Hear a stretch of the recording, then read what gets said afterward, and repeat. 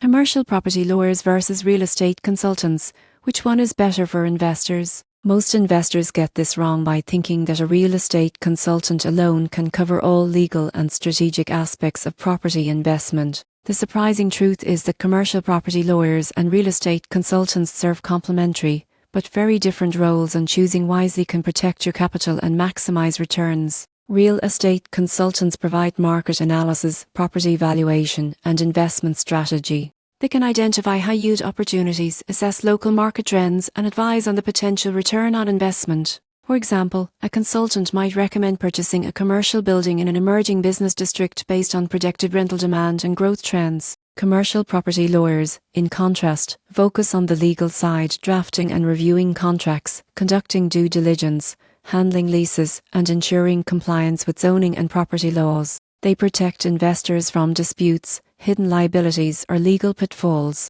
For instance, a lawyer can uncover encumbrances, negotiate favorable lease terms, and handle complex purchase agreements that a consultant cannot. So, which is better? Real estate consultants are essential for making informed investment decisions, while commercial property lawyers are critical for protecting your legal interests. Savvy investors often use both: consultants to identify profitable opportunities and lawyers to secure the deals and safeguard investments. The key takeaway is that overlooking either aspect can be costly. A great deal on paper can become a financial disaster if legal risks aren't addressed, and a perfectly structured contract can be a poor investment if the property's market potential is weak. By combining strategic advice with legal protection, investors can confidently grow their commercial property portfolio. The surprising truth is that the best outcomes happen when strategy and law work hand in hand.